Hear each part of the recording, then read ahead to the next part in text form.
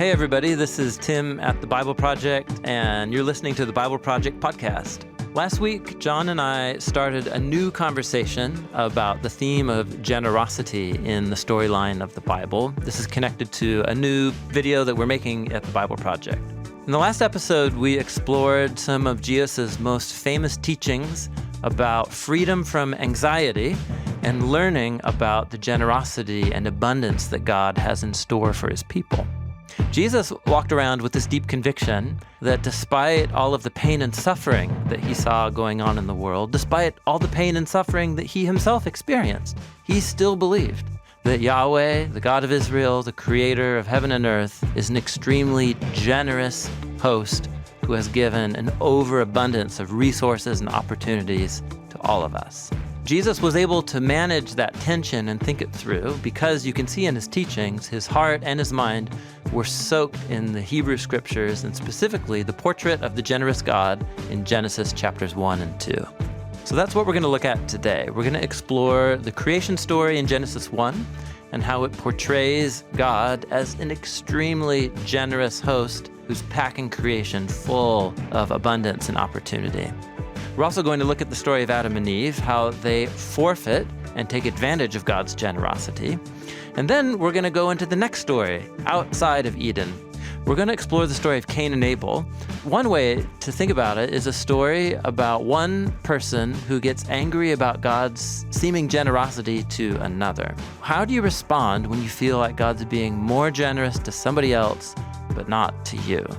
And that raises an even more fascinating question that keeps getting focused on throughout the storyline of the Bible, the concept of God choosing a whole line of people and being extremely generous to them, the family of Abraham. Jon and I explore the topic of election and why it is that God seems to be generous to some more than he is to others, or maybe we're just thinking about this all upside down. We're going to explore these questions and more today on the podcast. So thanks for joining us, and here we go. So we're talking about the theme of generosity in the storyline of the Bible. You twitched a little when you said theme. You're still not there. You're still not at theme. I might convince myself by the time we're done with this conversation. Great. Yeah. We're talking about generosity in the storyline of the Bible. Yeah. We're going to make a video. We've been pondering, along with Jesus and the poets of the Psalms, the portrait of God as a generous host in Genesis 1. This image of God throwing this amazing party. Yeah. You show up into existence at an amazing party. Yeah, you wake up. You wake up in an amazing party. You go to someone's house. Yeah. You wake up. But let's say you did go to someone's house for an amazing party. Yeah. And everything's hosted. It's amazing. Everything's a gift. Yeah. You're not going to worry. You're going to have a good time. Yes, yeah, sure. Right? Yeah. You're not sitting there like, oh, well, yeah. How do I make sure I get enough drinks? And like, yeah, that's right. Where's my little corner of this party? I better grab 3 from the tray when the person walks by. Wait, that person's using the hot tub? Like, I thought, oh, darn it.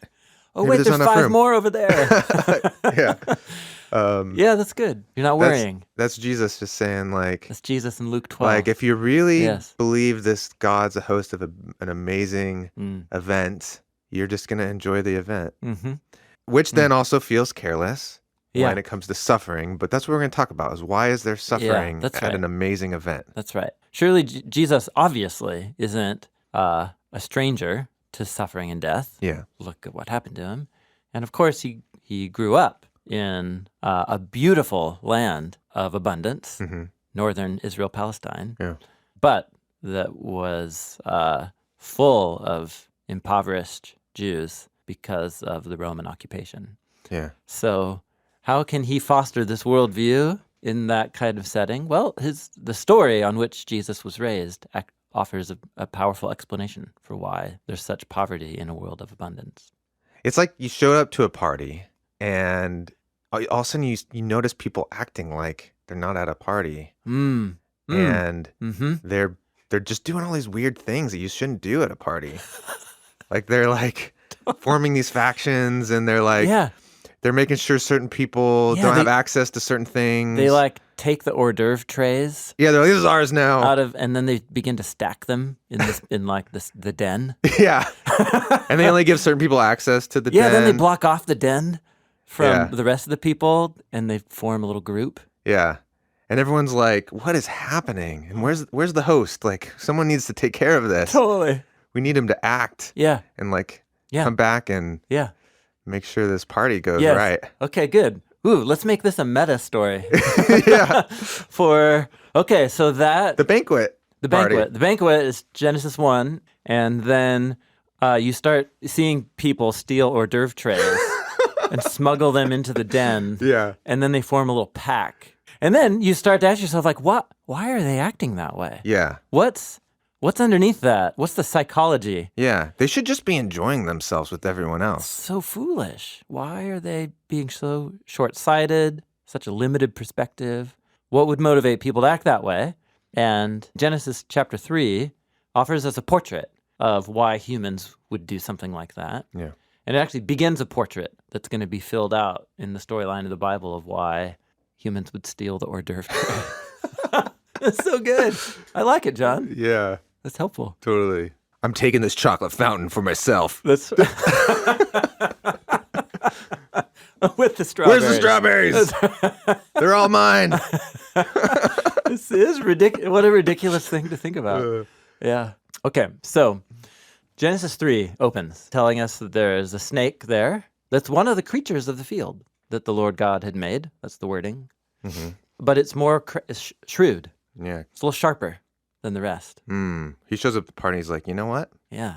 I think there's something more here we can do. Well, remember, this isn't an inherently negative word, this word shrewd. It gets translated as crafty in all modern English translations. Sounds negative. But this word appears only elsewhere in the book of Proverbs, where it's a neutral or positive trait. Okay. It's somebody who sizes up all the options and possibilities of a situation and can come up with really creative, clever solutions. Yeah. In Strengths Finders, that's called strategic. That's right. Yeah, that's right. Yeah. Exactly. The snake was more strategic. And so he sees all of this abundance, and something happens in him that we're not told. Yeah. It's not actually developed until later in the biblical story that you find out why this creature did what it did. This backstory of this creature. Yeah. You have to wait, till Genesis 11, and then really Isaiah 13 and Ezekiel and Book of Daniel. And we'll make a video about it. We'll make a video about that. But all that happens, and he approaches the woman and says, the first thing he tries to undermine is the trust that the host is generous. Indeed, did God really say that you can't eat from any of these trees? That's ridiculous. Yeah, he didn't say that. That's the exact opposite. Yeah. But, and the woman corrects him, no, it's the opposite. We can eat from any, but just now the option is out, possibilities out there. Yeah. Now you're thinking it. Now you're thinking it. Yeah. Don't think of pink elephants. Yeah. Now you're thinking about it. Yeah. Wait, no, that's not what God said. Right? It's the power of That's true, though. suggestion. That's right. Yeah. Even if it seems absurd or impossible, it becomes somewhat more possible once you say it out loud. Once you say it out loud, once you plant the idea. Yeah. Did God say you can't eat any of the food at the party? No. He said that we could. Oh, yeah, but there's that one thing that we are not supposed to eat from the tree that's in the middle of the garden. And it just assumes that you've internalized what knowing good and evil means and what it would mean to take that for yourself. Notice what she says, but God said about that tree, you shall not eat from it or touch it, which God never said the touch thing, or you will surely die. The serpent said to the woman, no, once again, oh, no. That hors d'oeuvre plate is fine for you to eat. Go right ahead. It's a different tactic now. First, it was just that power of suggestion. Yeah. Now it's an alternative story. Yeah. Yeah. God told you you're going to kill yourselves. You're going to die if you cease to know and discern good and evil on your own wisdom. Actually, that's not the case. Actually, the opposite's the case. Here's what God knows but isn't telling you. That when you eat from that, your eyes will be opened and you'll be like Elohim. You'll be like the divine in the capacity to know, and not just know. To know good and evil means then to define it, to make decisions about it. I mean, we're only 5 verses in, and it's the full The full deception package is right there. Yeah. You called the tree of knowledge of good and evil like an hors d'oeuvre plate. I did.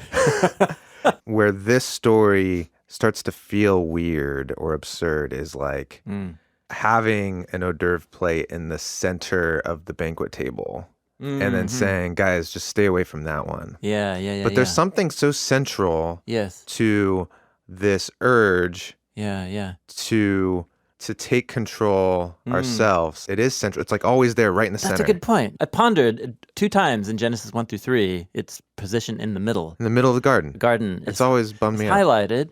Perhaps one way to think about that is it's describing the ever-present possibility of me to abuse my existence and the abundance or opportunity that I have. Yeah. It's ever-present. In other words, some people would say it's in the middle, and they would blame God for that. Why did he put it right there? Have you heard that line before? Totally, yeah. Yeah. Why didn't he put it on the far edge? In a corner? Actually, I think I've heard you make that joke. Lock it up. Yeah, totally. Yeah. Yeah. The point is, but that's not true to the human experience. It's always present. It's always a possibility for me to ruin. Oh, gosh, I think this all the time. Either my kids will do this, we'll be having a great moment at dinner, and then like one of my sons will just August did this the other night. He just was eating rice, and we were in this great conversation, and then he just ejected it all out of his mouth. Yeah. Just spewed rice all over the table for no good reason. He just wanted to know what would happen. See what would happen. And it did on my face, and it's like, then all this great conversation was over. We're just one small choice away from ruining the party. Okay. Party foul. Yeah, it's always present. It's in the middle. Jon, thank you. Yeah, right? For some reason, that's locking in for me in a way I haven't quite thought about it before. Yeah, it's in the middle. I've thought about it in terms of that you can't get from one side of the garden to the other without walking by it. Yes.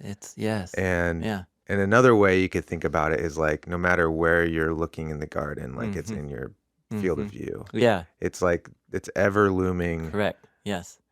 Reality. Yeah. That's right. And so remember, actually, I want to do, in our Genesis 1 and 2 series, I want to do a whole video about the tree. Yeah. Because sacred trees representing either the gift of life from the gods or sacred resources from the gods. This is a motif in ancient Near Eastern art and literature. Yeah. The tree of life. There's Egyptian trees of life and Babylonian. You can go find drawings of them. Google them and you'll find them. They're cool looking. So I think a biblical author's taking this motif and transforming it, because knowing good and evil is also going to be the gift that the Torah presents to Israel. What are they going to do with this gift of knowing good and evil that God's given them through the Torah? Are they going to follow it? Are they going to abuse it? The gift of wisdom in the book of Proverbs. The wisdom is a tree of life. It's from Proverbs chapter 3. The Torah is a tree of life. The Torah is a tree of life. That's right. Yeah, that's how the book of Proverbs frames it. Yes, my Torah is a tree of life, the Father says in the speeches in Proverbs 1 through 9. And so the tree and the Torah, following the Torah would then be the tree of knowledge of good and evil. It would be taking the tree and reducing it to my own wisdom. Yeah. And the same in Proverbs, it's rejecting the wisdom of your elders is the equivalent to taking from the tree and defining good and evil by your own wisdom. And that's an ever-present possibility in every moment of my existence, is to ruin everything. By a horrible choice. One horrible choice. I think about that all the time. You know what? Yeah, I think about that too. I remember years ago, I was talking with our colleague Ken, and he asked me this question. He said, he's got the funniest questions sometimes. He said, how many choices do you think you're away from completely screwing up your life? And it turned into like this thought experiment game. And we're like, okay, how many? Yeah. And I'm thinking about it, and I'm like, is it 4 or 5? Is it? And then once we kind of worked through it, we're like, we are 1 or 2 decisions away from completely screwing up our life. Yeah, ruining everything irreversibly. Wow. It's terrifying. It's terrifying.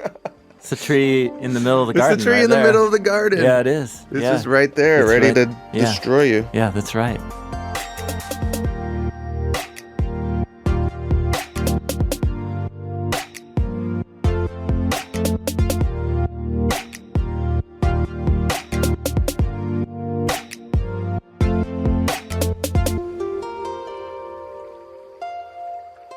Okay, remember, our meta story is there's a group of people at the party. Yeah. They're locked up in the... Are we doing the den or the pool room? The pool room. I like the pool room. Okay, let's go pool room. All right. They've stolen half the hors d'oeuvre plates. Yeah. And you're thinking of, why are they doing that? Yeah. Well, somehow, and let's say you can interview one. Yeah. And they'll be honest. Yeah. And they'll say, well, we began to become aware, like, This party will end one day. this party will end. And there may actually not be enough Yeah. for everybody. Yeah. And we think it would be good for us to hoard up hors d'oeuvre plates. That seems wise Yeah. in our eyes. Yeah. And so, sorry for you guys out there, but we got to think about, Right. our group. You guys will figure it out, You'll too. figure it out. There's enough out there still for you, but we're going to seal off ourselves. Wow, that's a very different mentality than when we all first showed up here. Totally. Yeah. Yeah. Such an interesting parable.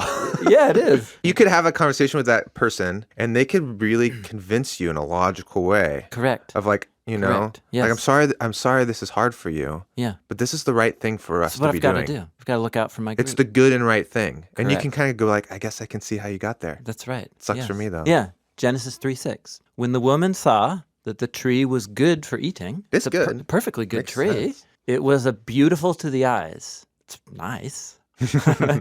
And that the tree was desirable. This is key. It's the word chamad in Hebrew. That's the verb. Or nechmad is the actual word, but then it's from the root chamad. It's the word to covet. One of the 10 Commandments, do not covet. It's this word, desire. Desire. So the tree was covetable. So do not covet could also be do not desire? Correct. Which doesn't sound right in English. Yeah. The idea, covet is actually a good English word there because it's about illegitimate, a desire for a thing that is not rightly mine or that ought not to be mine. So this tree is desirable for making me wise. Yeah. So she took. Coveting, desiring, and taking is the fundamental act here. And then she ate, and then she gave. She's giving. Oh, how generous. No. Yeah. After the desiring and taking, even giving is now tainted. It's now been, With her, and he ate. It's just 6 verses that we've looked at of Genesis, but it's, a study in what people do with abundance. The problem of abundance for selfish humans. It's good. Well, in a world of abundance, in the nature of this reality, there is also the ever-present potential to screw it up or to turn it inwards. Yeah. Or something potentially that can look more noble. And it can look noble, and it will look noble. To look out for me. Yeah, that's the thing. To look out for me and is mine. the problem Yes. of twisting abundance into selfishness looks noble. Yes. Within a universe where there's not enough, if my perspective on the universe is there's not enough. Yes. Then it makes perfect sense. It makes perfect sense. It's very noble. Yes. You're taking care of the people you love. Yeah. And that problem is represented in the image of a beautiful fruit tree at the center of the garden. And God said, it's going to look good, but trust me. It will kill you. That's the one that'll destroy the party. Yes. It is interesting. Yeah, I'm interested in this limited perspective. Again, back to where we began this. Jesus begins this teaching that ends with him saying, therefore, sell your stuff and give it away. Yeah. Because it's going to corrupt your perspective. Because the more stuff you have, the more you're going to be thinking about how there's not enough. It's like it'll foster the opposite mindset. But the abundance creation mindset of the biblical story will free you to enjoy the party. That's interesting. It's 2 approaches to seeing the world. And in one, it clearly seems absurd that you would hoard things or store up things for you and your group in a way that deprives others.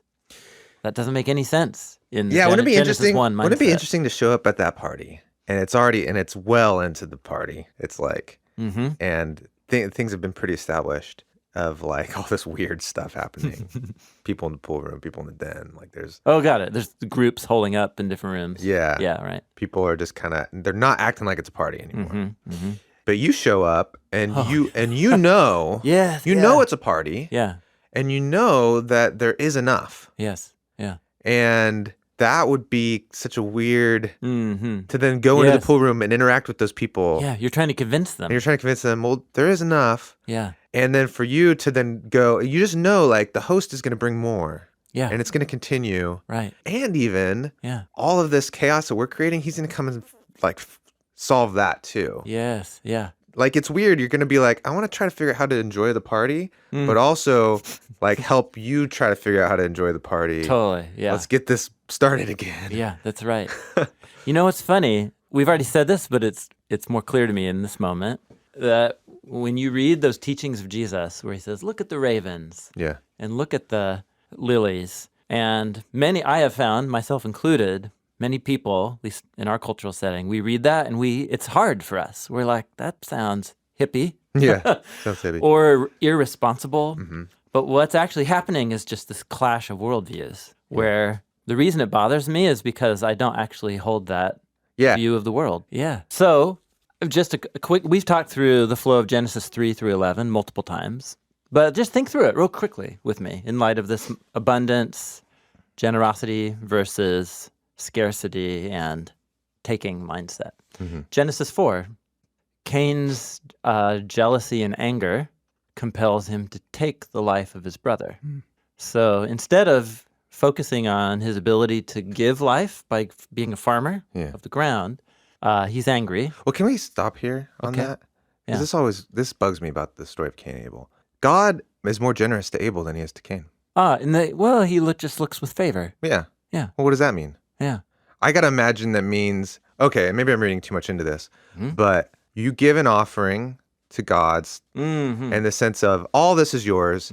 Here's a symbol of that. But you're doing it because you want another good harvest. You want abundance. Yeah. Or you're saying thank you. And you're saying thank you. Or you're saying thank you for the harvest that we just had. Oh, all they're doing is saying thank you, maybe. But the expectation is favor. Well, I think it's a reciprocal kind of thing. Yeah. Yahweh sends rain, gives me abundant crops, and so I take these symbolic tokens of my crop and I say thank you so much. You think these were thank offerings that Cain and Abel were doing? Well, at least what Cain's offering, he's a worker of the ground. Yeah. Well, they both offer a portion of their Correct. That's right. harvest. That's right. What he's offering is a grain offering, which in Leviticus is solely a thank you offering. Oh, it's is not, that significant? It's not. It didn't atone, cover for sins. It wasn't a form of petition. It was thank you. Should I be thinking about that when I'm reading the story? Oh, I think so. Okay. Yeah. Totally. So Cain saying thank you, and that's Abel. No, that's Cain's story. He's saying thank you. And Abel has the. He brings from the firstborn of his flock. Yeah, and that's a sin offering. Yeah. The Passover sacrifice is a firstborn. Yeah. The Passover meal is a firstborn of the flock. Yes, and again, this is Genesis 4. All of the language here is crafted with an eye towards the depictions of sacrifice later on. However, I don't think the story is trying to tell us that one sacrifice is better than another. Both are legitimate forms of sacrifice. And I've heard you say that, and so I grant that. Yeah. But God shows favor towards one and not the other. Correct. So what does that mean other than he is being more generous to one than the other? Yeah. My current way of understanding it, but I have learned that these things develop and change the more you ponder, is that it's an intentionally ambiguous gap in the narrative. The favor. Because it's going to be developed throughout all the generations. Why Abraham, but not his brothers, his other two brothers? Why did God choose him to be the vehicle of blessing? Why Isaac, but not Ishmael? And then certainly, why Jacob, whose name means deceiver? And so it's the mystery. Genesis, I think, is developing this portrait of the mystery of why God chose one specific God lineage. chose one family out of all the families. That's what this favor through is whom about. to work. And it's the mystery of election. Yeah, the whole theme of election in Paul's writing is all about this. All about this. And it's a very old mystery. Yeah. And the fact that God chooses one doesn't mean that there isn't more blessing for others. Yeah. Well, so in the way I've been taught election, growing up in the faith, it does mean that. I see. But that is interesting when you connect it to this story of God choosing one person over another a vehicle. Yeah, for blessing for all the others. For all the That's others. the logic of the whole thing. Yeah. Especially Abraham. It's especially dense in the Abraham. But whenever I was election. taught and read election kind of stuff in the New I Testament, see. I see. ripped out of that context. I see. And it's really just more about why do some people get to I see. get to go to the party and others don't. That's right. Well, once you take election out of its biblical context and you put it into some people go to the good place after they die, some people go to the bad place. Yeah. Who gets to go? The ones that are pre-written in the script. Yeah. But that's a different story than the biblical story. All right. That's certainly not what Paul has in mind. In Ephesians 1, he has in mind this story. Yeah, that's interesting. It's about the family of Abraham, selected out from all the nations to bring blessing to the others. So back to Cain and Abel. I'm so sorry, Cain and Abel. Yes. You're great. I did that, and that was wonderful. That was helpful for me. But to get back on track. Yeah, that's right. The favor... Yeah. I'm not supposed to be thinking like, oh, God's hooking up one and not the other. He's being more generous to one than the other. I mean, there is a sense. Oh, there is a favor. There is a favor. Yep. But it doesn't mean that it's at the complete expense of the other person. Yeah. Well, Cain experienced it that way. He sure feels that way. Yeah. But is that a necessary response? Or is that just a limited perspective, selfish response?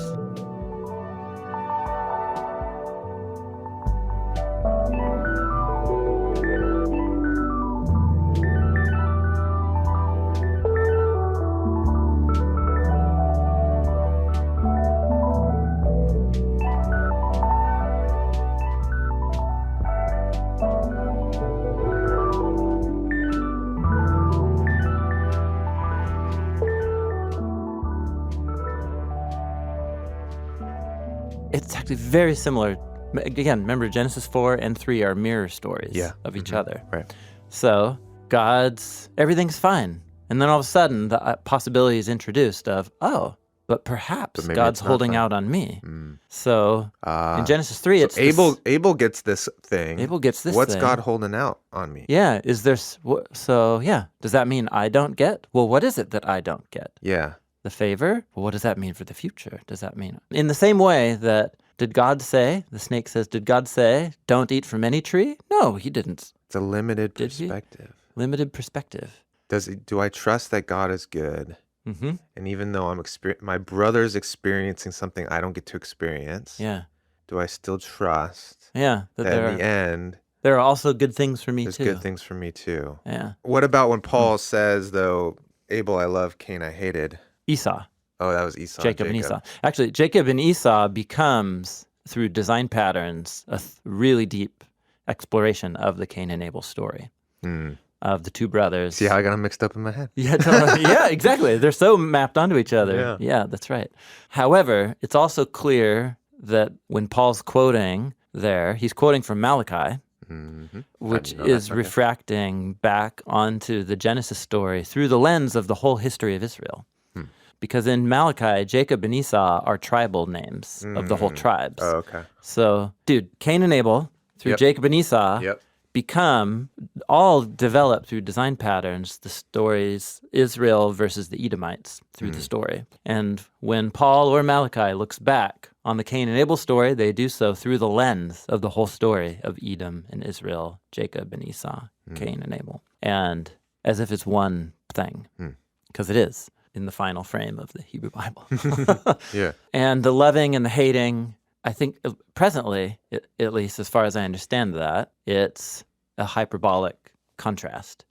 Just like... Because that language makes it difficult for me to go... Oh, actually here, where Malachi is getting the Jacob I loved but Esau I hated, is Malachi, the Hebrew Bible's so awesome and complex. It's actually using the language of how Jacob treated his two rival wives, the older and the younger. He loved the younger, but Leah, the older, was hated. That's a line in the Jacob story. Oh. He loved Rachel, but Leah was the hated one.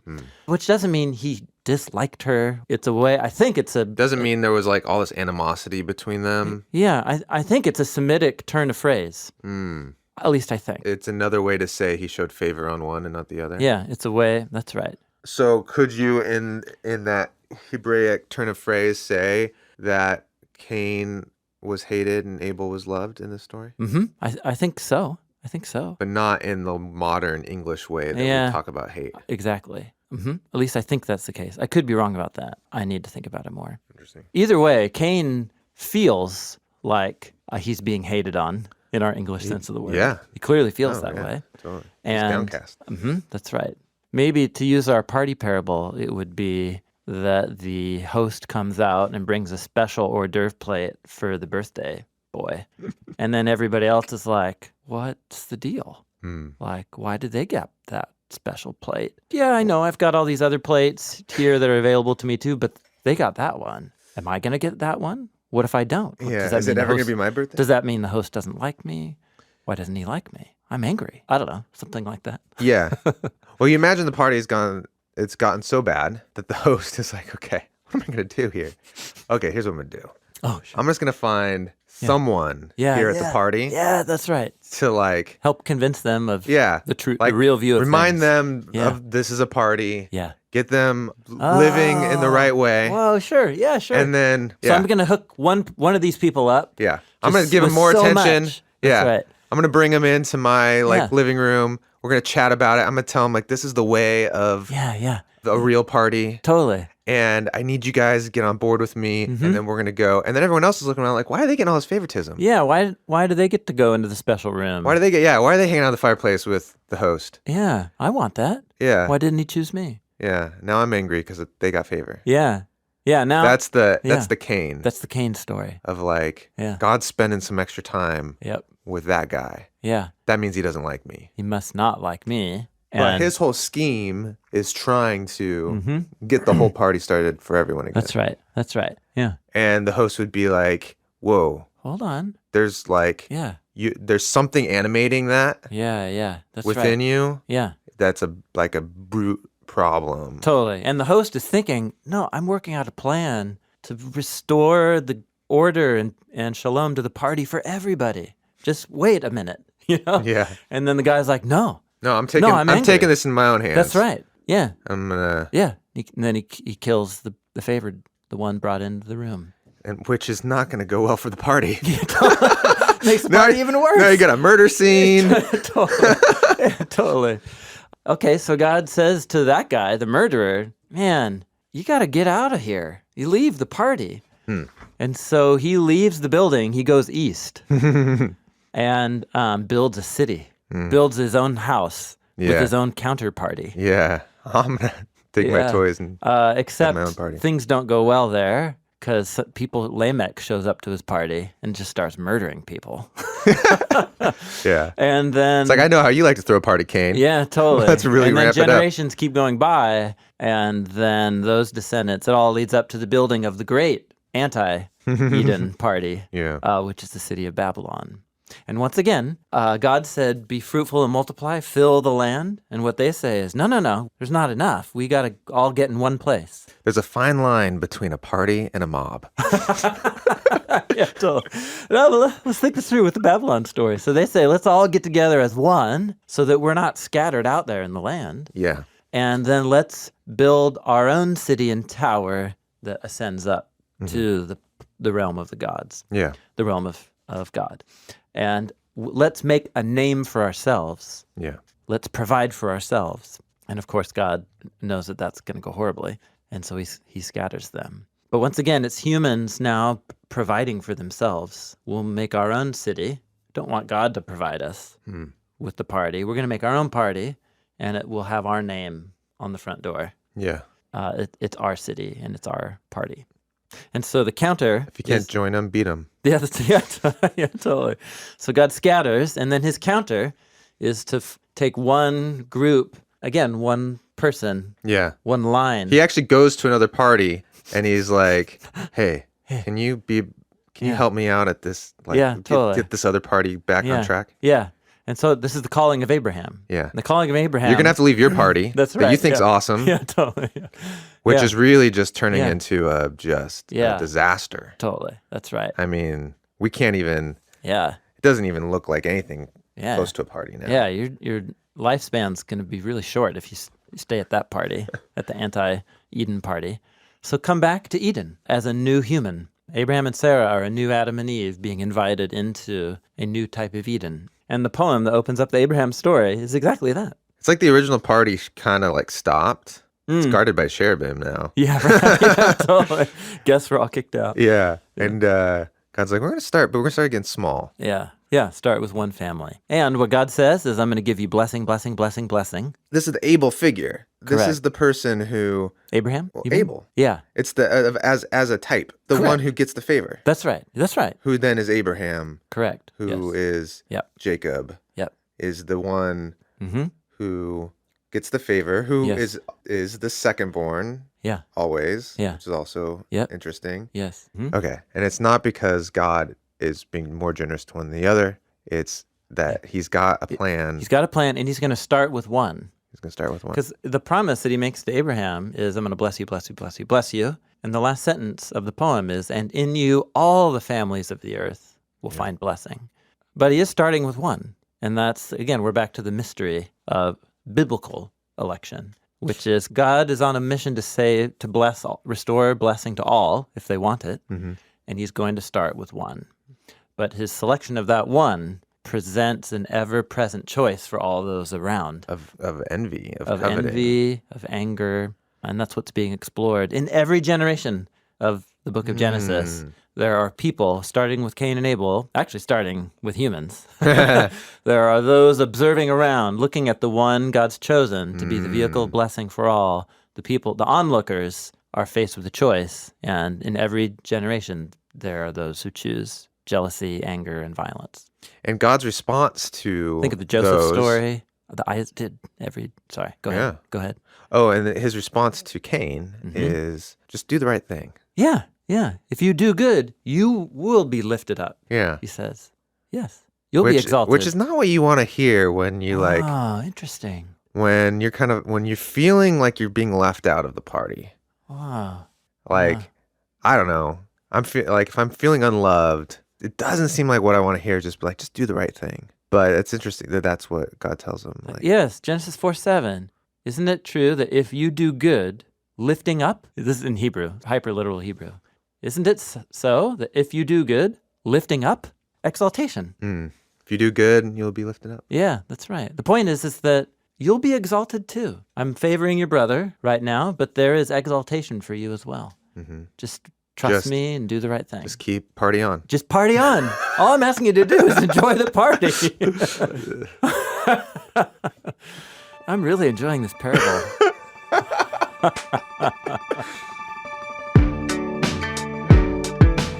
Everybody, thank you for listening to this episode of the Bible Project podcast. Today's show was produced by Dan Gummel. Theme music is by the band Tense. The Bible Project is a crowd-funded animation studio in Portland, Oregon. We make all of these videos and resources and podcasts. It's all available for free because of people like you and your generous support. So thank you guys so much for being a part of this with us. Hello, my name is Janary Suyate Godoy. I'm from the Philippines, but I live in Okinawa, Japan. I use the Bible Project with our Asia Pacific Nazarene Youth International page on Facebook, and I share the videos there for our young people. What I like best about the Bible Project is the overviews of the books of the Bible. I read the scripture using the app, and so it's really nice to watch the video first. It really helps me understand all of the chapters easily with the background in mind. We believe the Bible is a unified story that leads to Jesus. We are a crowd-funded project by people like me. Find free videos, study notes, and more at thebibleproject.com.